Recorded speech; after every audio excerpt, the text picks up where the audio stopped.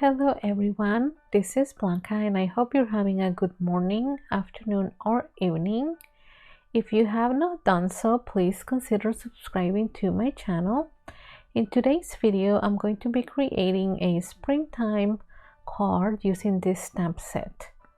And I'm going to use this stamp as well as one of the greetings from the stamp set. And I'm going to be leaving some of the supplies that I use in the description below in case you would like to take a look at those. So first I'm starting off by aligning my stamp and sentiment on my cardstock, and I'm using a 4 1/4 by 5.5 white cardstock panel, and I'm using a Bristol Smooth cardstock, which is supposed to blend really well, so I'm excited to try it. I haven't tried it before, so I'm trying it for the first time, and I'm just trying to see how it blends. So I'm just going to stamp my stamping and sentiment using this Versa Mark Dazzle transparent ink, and I'm prepping my panel using some embossing powder tool.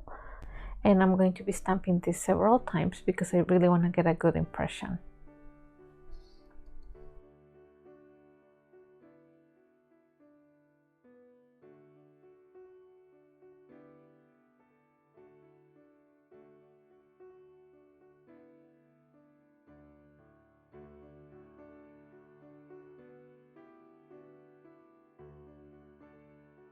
And then after stamping it several times, I'm going to go ahead and add embossing powder, and I'm going to use my heat tool to melt the embossing powder.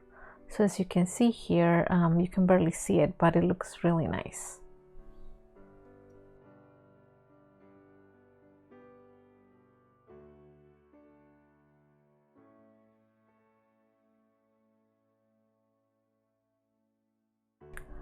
Just be careful with your heat tool because it gets really hot, so just be careful as you're melting your embossing powder.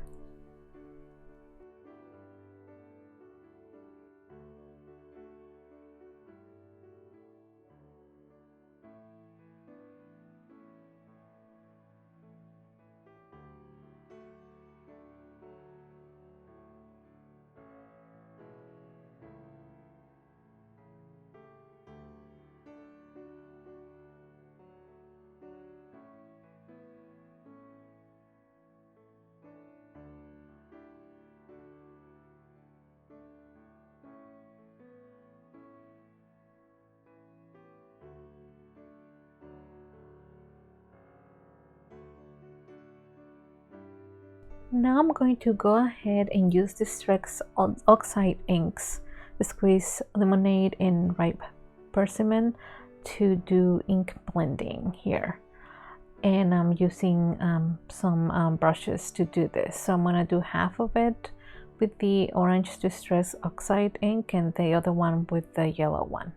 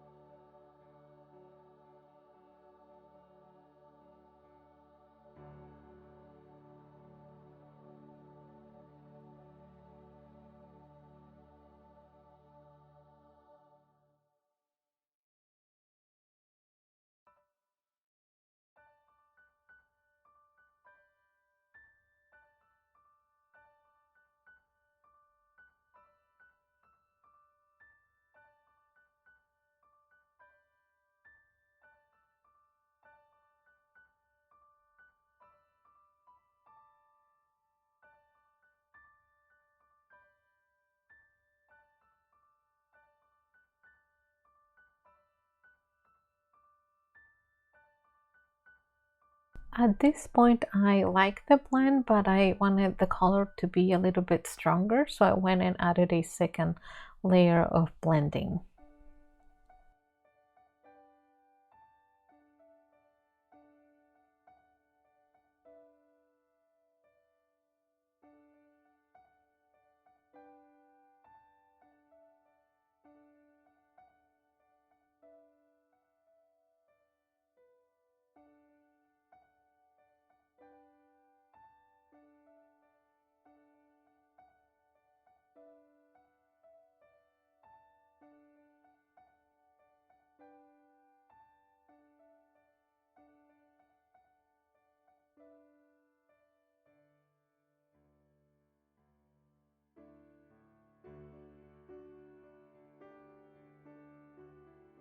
Now I'm just wiping off the ink from the embossing part of the card so that it can reveal the white embossing powder and the actual stamp. I think it turned out quite nice. I went ahead off camera and splattered some of that orange oxide ink to create some splatters on it. And I'm going to be using this rectangle die to cut it, to trim it, to make the panel shorter, not really, to make the panel smaller, and add it to a card base. So I went ahead and die cut this using my manual Marquise diamond press machine, and although it cuts really well and I really like it, I use this machine all the time for small dies and things like that. I noticed that when I ran the rectangle die, somehow it kind of bended the rectangle a little bit, like in the middle. Maybe it's because of the pressure, I'm not sure. So it created sort of like a rounded side, so it's not really, I mean, it's rectangular, but it has like a little gap on the sides. So it's sort of like pushed it in a little bit, but anyway, it still looks good. So I think next time what I'm going to do is die cut this using my other die cutting machine, which is an electronic cutting machine.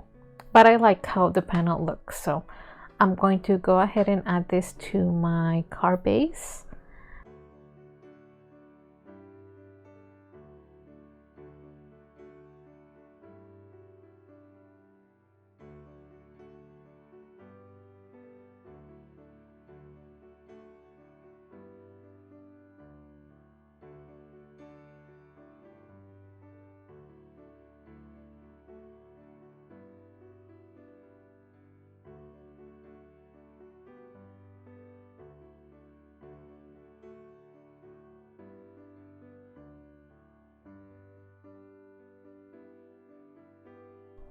And now I'm going to add a little bit of glossy accent on the centers of my flowers and the stems of my flowers, just to give it a little extra shine.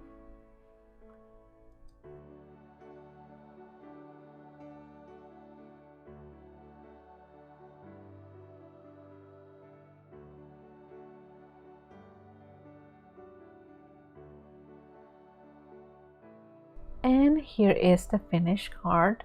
I think it looks really nice. It is simple, but it looks nice, and it has a little bit of shyness, but not too much. So I hope you really liked it. Here is another look of the card. I hope you really enjoyed watching this video. Please give it a thumbs up if you liked it, and I'll see you next time. Thanks again for watching.